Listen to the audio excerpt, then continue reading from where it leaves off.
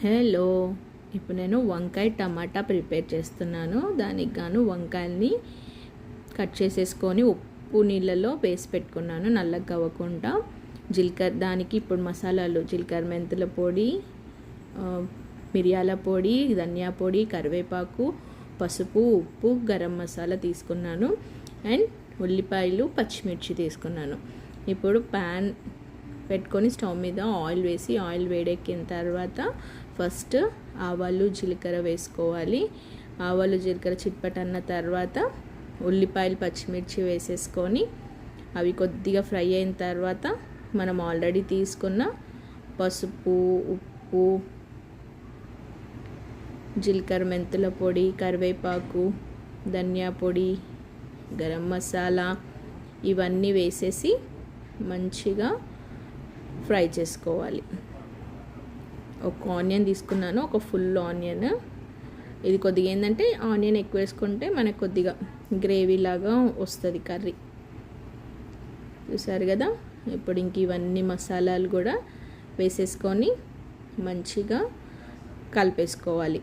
అన్నీ సిమ్లో పెట్టుకొనే చేసుకోవాలి, ఎందుకంటే ఇప్పుడు ఇవన్నీ వేసిన తర్వాత పొడులు కొద్దిగా మాడే ఛాన్స్ ఉంటుంది.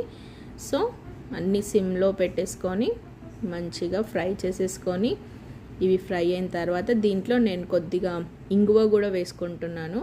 ఎందుకంటే నా దగ్గర ఇప్పుడు జింజర్ గార్లిక్ పేస్ట్ అవైలబుల్లో లేదు. జింజర్ గార్లిక్ పేస్ట్ ఉంటే జింజర్ గార్లిక్ పేస్ట్ వేసుకుంటే సరిపోద్ది. అది లేదు కాబట్టికే నేను ఇంకా కొద్దిగా ఇంగువ వేసుకున్నా.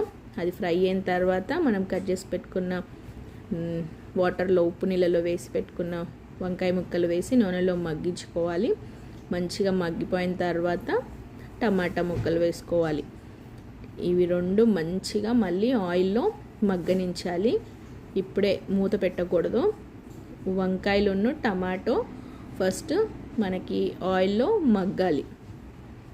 మంచిగా తాలింపు ఇవన్నీ టమాటా ముక్కలు, వంకాయ ముక్కలు మగ్గిపోయిన తర్వాత ఇప్పుడు కర్రీకి సరిపడినంత కారం, టేస్ట్ అండ్ ఎవరి టేస్ట్కి ఎక్కువ తినేవాళ్ళు ఎక్కువ, తక్కువ తినేవాళ్ళు తక్కువ, టేస్ట్కి సరిపడా కారం వేసేసుకొని మంచిగా కలిపేసుకొని వాటర్ పెట్టుకోవాలి.